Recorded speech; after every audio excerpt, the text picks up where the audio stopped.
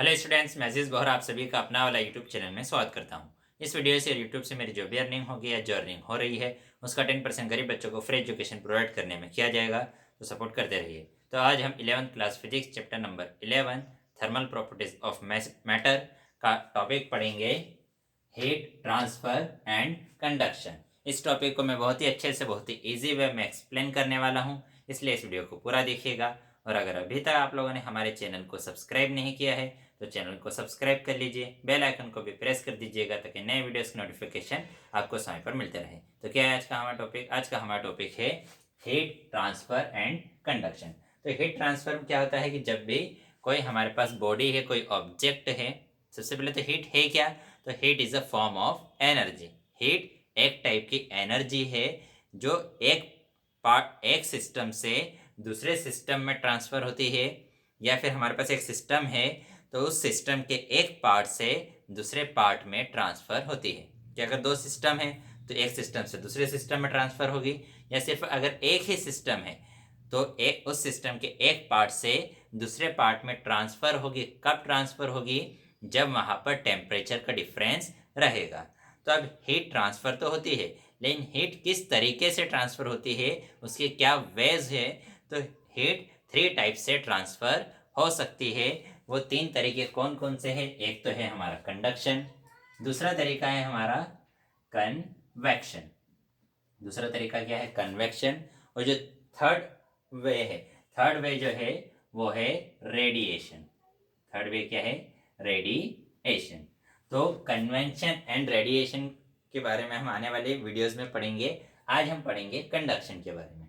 तो कंडक्शन क्या है कि सपोज करो हमारे पास यहाँ पर कोई ऑब्जेक्ट है, कोई बॉडी है। तो अगर हमारे पास कोई बॉडी है, उस बॉडी के डिफरेंट पार्ट्स का अगर टेम्परेचर डिफरेंट है, कि इस वाले पार्ट और इस वाले पार्ट, दो पार्ट्स का अगर टेम्परेचर में डिफरेंस है, तो दो पार्ट्स में अगर टेम्परेचर में डिफरेंस है तो बॉडी के हायर टेम्परेचर वाले पार्ट से लोअर टेम्परेचर वाले पार्ट की तरफ हीट का क्या होता है? फ्लो होता है ड्यू टू टेम्परेचर डिफरेंस। कि अगर कोई बॉडी है तो उस बॉडी के डिफरेंट पार्ट्स में अगर एक पार्ट और दूसरे पार्ट में अगर टेम्परेचर का डिफरेंस है तो उसके टेम्परेचर में डिफरेंस की वजह से एक पार्ट से दूसरे पार्ट में हीट का फ्लो होता है, और इस टाइप से ये जो हीट का ट्रांसफर हो रहा है, इस ट्रांसफर को ही हमने क्या कहा है? कंडक्शन कहा है।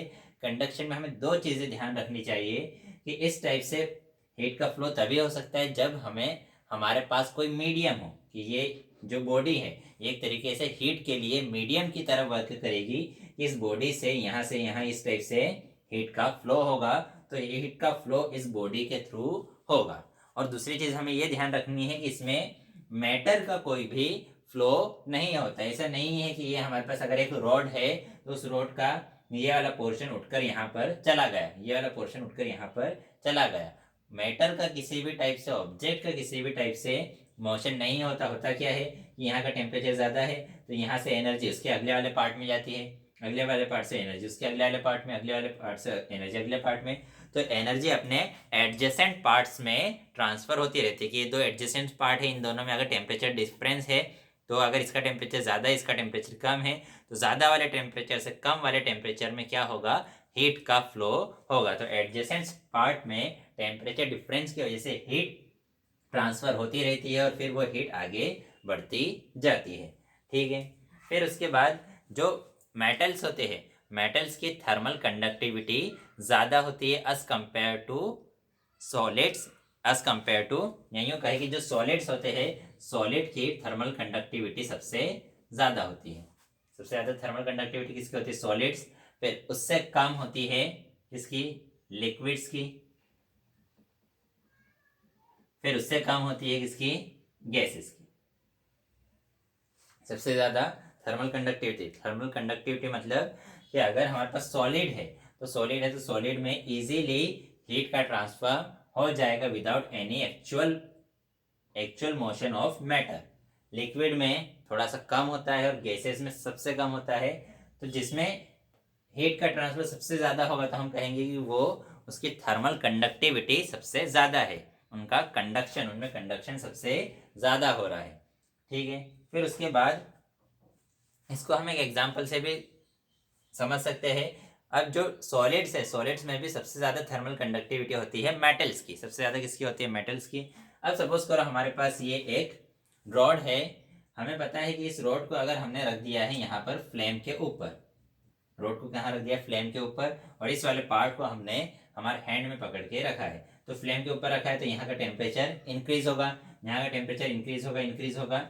ये वाला पार्ट फ्लेम के ऊपर है क्या? ये वाला पार्ट तो फ्लेम के ऊपर नहीं है, ये वाला पार्ट तो हमारे हैंड में है। लेकिन कुछ देर बाद ये वाला पार्ट भी इतना गर्म हो जाएगा कि हम इसे नॉर्मल हाथों से पकड़ नहीं पाएंगे। तो इस रॉड में क्या हुआ? कंडक्शन हुआ। क्या हुआ कि ये जो फ्लेम है इससे यहाँ पर हीट गई, यहाँ का टेम्परेचर इंक्रीज हुआ, यहाँ का टेम्परेचर डिक्रीज है, कम है, यहाँ का हाई है, यहाँ का लो है। तो टेम्परेचर डिफरेंस की वजह से हीट यहाँ से यहाँ आई, यहाँ से यहाँ, यहाँ से यहाँ, हीट का फ्लो होता रहा। जब तक हीट का फ्लो होता रहेगा तब तक कि पूरी रॉड का टेम्परेचर सेम नहीं हो जाता। इस टाइप से यहाँ का इधर वाले पार्ट का टेम्परेचर भी हाई हो जाएगा और फिर हम उसके हाथ से पकड़ नहीं पाएंगे। अब इसी को हम एक प्रैक्टिकल के थ्रू, एक एक्सपेरिमेंट के थ्रू भी समझ सकते हैं कि हमने कंसिडर कर लिया ये हमारे पास एक रॉड है, इस रॉड की लेंथ कितनी है? L। रॉड की लेंथ कितनी है? L, और इसका एरिया ऑफ क्रॉस सेक्शन है A। Area of cross section कितना है? A। Area of cross section मतलब ये जो मार्कर है, इस मार्कर की ये जो थिकनेस है, थिकनेस का जो एरिया होता है, थिकनेस के एरिया को ही हम क्या कहते हैं? Area of cross section. इसका एरिया ऑफ क्रॉस सेक्शन है A, इसकी लेंथ है L। इसको हमने क्या किया? दो रिजर्वियर से कनेक्ट कर दिया। ये एक रिजर्वियर है हमारे पास जिसका टेम्परेचर है TC, और एक दूसरा रिजर्वियर है जिसका टेम्परेचर क्या है? TD। रिजर्वियर जिसमें मतलब बहुत सारी हीट है, जिसका कुछ टेम्परेचर है।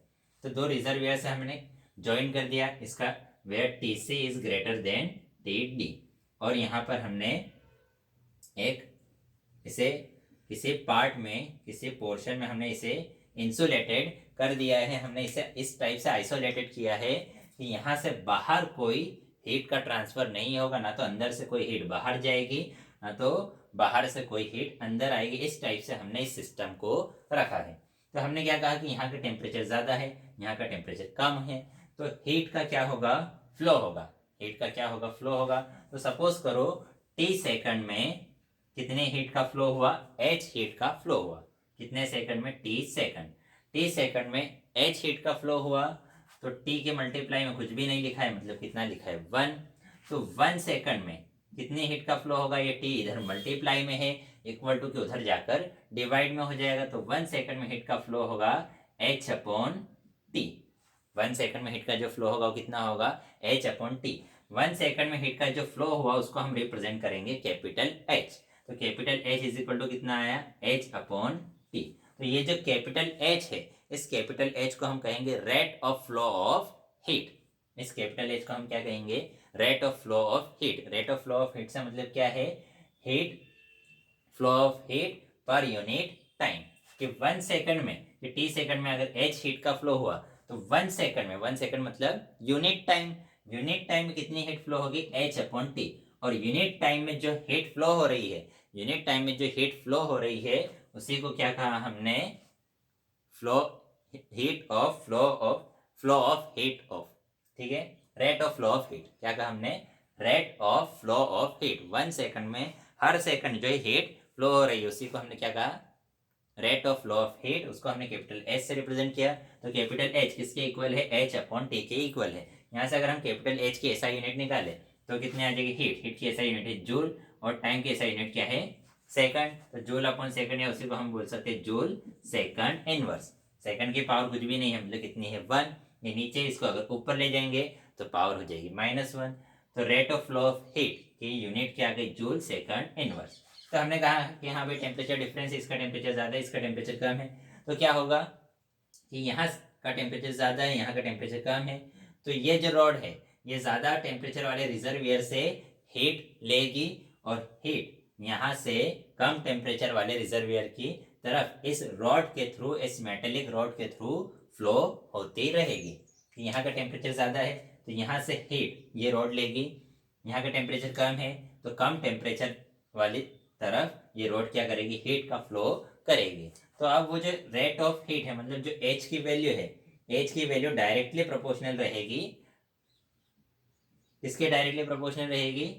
डिफरेंस ऑफ टेम्परेचर, मतलब टीसी माइनस टीडी के डायरेक्टली प्रोपोर्शनल रहेगी। मतलब इन दोनों के बीच में, रोड के इन दोनों एंड्स के बीच में टेम्परेचर का जितना ज्यादा डिफरेंट होगा, टेम्परेचर के जितना ज्यादा डिफरेंट होगा, हीट उतनी ही स्पीड से फ्लो होगी। तो rate of flow of heat will directly proportional to temperature difference. Rate of flow of heat is also directly proportional to area of cross section. कि ये जो हमारी मेटेलिक रोड है, ये जितनी ज्यादा मोटी होगी, जितनी ज्यादा मोटी होगी, हीट को जाने के लिए उतना ज्यादा रास्ता मिलेगा, उतना ज्यादा रास्ता मिलेगा, तो उतनी ज्यादा हीट जाएगी, उतनी ज्यादा हीट जाएगी, तो हीट का जो फ्लो है वो उतना ज्यादा होगा। फिर हमने कहा जो हीट का फ्लो है वो इनवर्सली प्रोपोर्शनल रहेगा लेंथ के। कि लेंथ इस रोड की जितनी ज्यादा रहेगी तो हीट को जाने में उतना ज्यादा टाइम लगेगा। लेंथ ज्यादा है, दूरी ज्यादा है, तो जाने में ज्यादा टाइम लगेगा, ज्यादा टाइम लगेगा, तो हीट क्या रहेगी? लेंथ के इनवर्सली प्रोपोर्शनल। तो टेम्परेचर डिफरेंस के डायरेक्टली प्रोपोर्शनल, एरिया के डायरेक्टली प्रोपोर्शनल और लेंथ के इनवर्सली प्रोपोर्शनल। इन तीनों स्टेप को अगर हम कंबाइन कर दे तो हमारे पास H is directly proportional to क्या आ जाएगा? A into T C minus T D upon L. अब हमें पता है जब भी प्रोपोर्शनलिटी का साइन हटाकर इक्वल टू का साइन लगाते हैं तो क्या आ जाता है? कांस्टेंट। तो यहाँ पर हमारे पास एक कांस्टेंट आ गया K A T C minus T D upon L is as it is. और ये जो के है, इस के को ही हमने क्या कहा है? Thermal conductivity. This proportionality constant के इज कॉल्ड थर्मल कंडक्टिविटी। इस के को हम क्या कहते हैं? Thermal conductivity. अब यहाँ से इस के की अगर हमें एसआई यूनिट निकालनी है तो के की एसआई यूनिट निकालनी है तो हम के को सब्जेक्ट बनाएंगे, सभी को इधर ले आएंगे। तो ये जो एच है वो एज इट इज, ये एल यहाँ पर डिवाइड में इक्वल टू किधर आकर मल्टीप्लाई में आ जाएगा, ए यहाँ पर मल्टीप्लाई में इक्वल टू किधर आकर डिवाइड में आ जाएगा। जो ऊपर लिखा है वो नीचे आ जाएगा, जो नीचे लिखा है वो ऊपर। ये इधर मल्टीप्लाई में इक्वल टू किधर आकर डिवाइड में हो जाएगा। तो T C minus T D is equal to K. तो देखो एच, एच क्या थी? Rate of heat of flow. उसकी एसआई यूनिट क्या थी? Joule second inverse.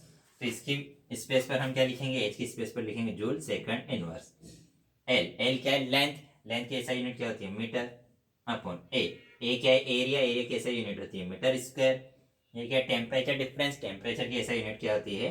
केल्विन। इस मीटर से मीटर का स्क्वायर क्या हो जाएगा? कैंसर। तो हमारे पास एसआई यूनिट क्या आ गई? Joule second inverse. ये मीटर है, मीटर की पावर कितनी है? 1। ऊपर जाएगा तो पावर कितनी हो जाएगी? -1। ये क्या है? केल्विन। केल्विन की पावर कुछ नहीं है, मतलब कितनी है? 1। ऊपर जाएगा तो पावर कितनी हो जाएगी? -1। तो मतलब जो के है, के एसआई यूनिट क्या आ गई? Joule second inverse metre inverse kelvin inverse. और जो जूल सेकंड इनवर्स है उसी को हम क्या कहते हैं? वॉट। जूल सेकंड इनवर्स को हम क्या कहते हैं? वॉट। तो हमारे पास इसी को हम बोल सकते हैं watt meter inverse kelvin inverse. तो ये है के की एसआई यूनिट। अब किसी भी मटेरियल के लिए के की वैल्यू जितनी ज्यादा रहेगी उसमें हीट का फ्लो उतना ही ज्यादा रहेगा, उसकी कंडक्टिविटी, थर्मल कंडक्टिविटी उतनी ही ज्यादा रहेगी। ये जो H है, इस H को ही हम हीट करंट भी बोलते हैं। क्योंकि हमने 10th क्लास में पढ़ा था करंट। करंट क्या था?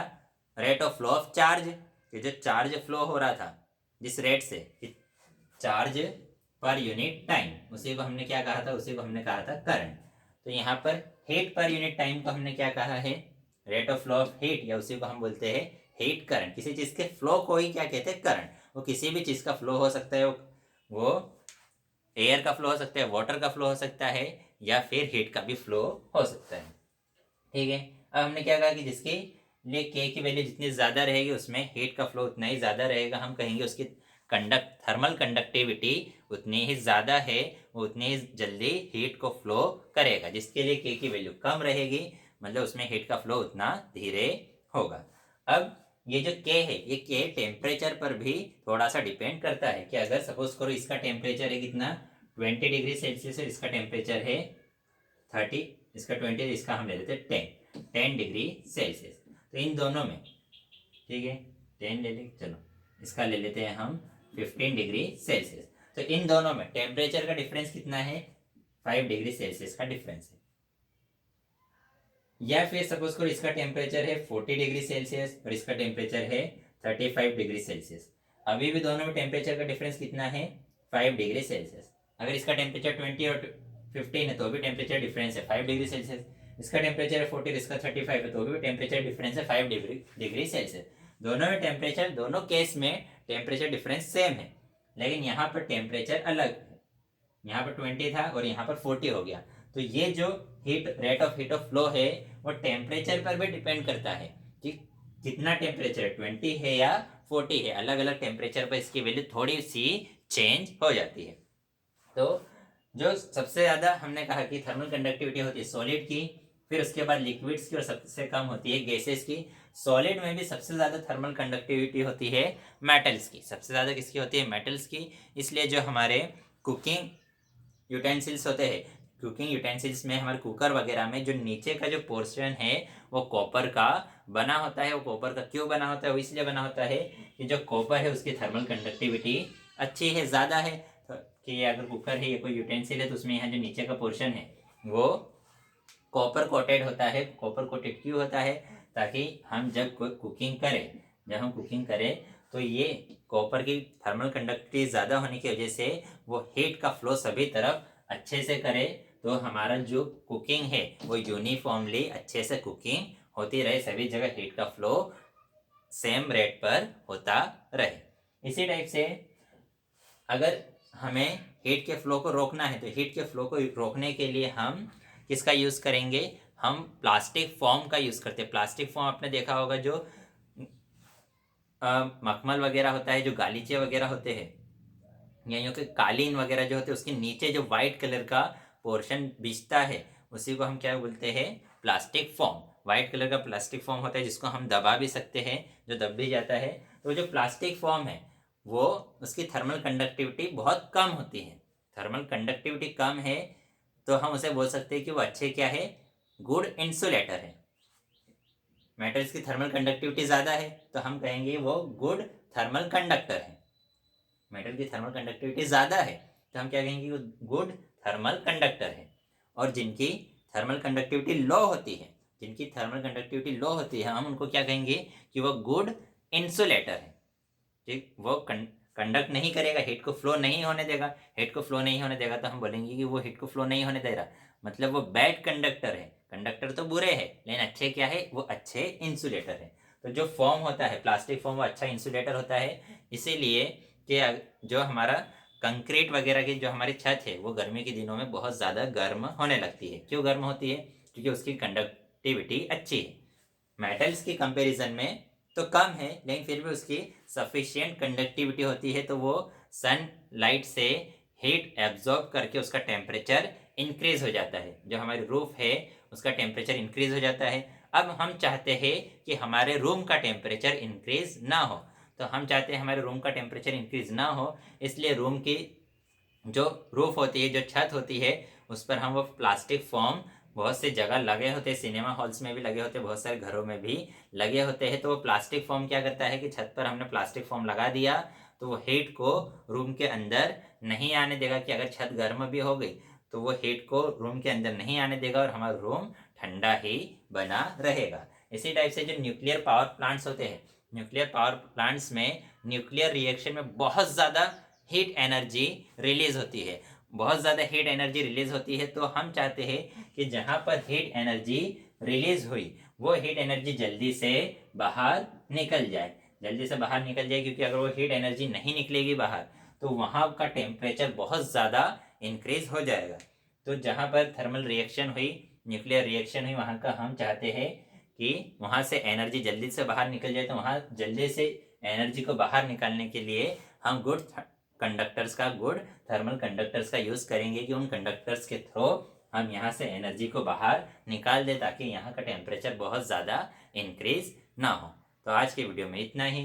अगर आप चाहे तो इसका स्क्रीनशॉट ले सकते हैं। अगर वीडियो पसंद आई हो तो लाइक कीजिएगा, अपने दोस्तों के साथ भी शेयर ज़रूर कर दीजिएगा। अगर पसंद ना आई हो तो डिसलाइक कर दीजिएगा। अगर इस वीडियो से रिलेटेड आपको कोई डाउट हो तो डाउट कमेंट में आप मुझसे पूछ सकते हैं। कोई सजेशन हो तो वो भी कमेंट कर सकते हैं। तो आज की वीडियो में इतना ही। नेक्स्ट वीडियो में हम नेक्स्ट टॉपिक पढ़ेंगे। बाय।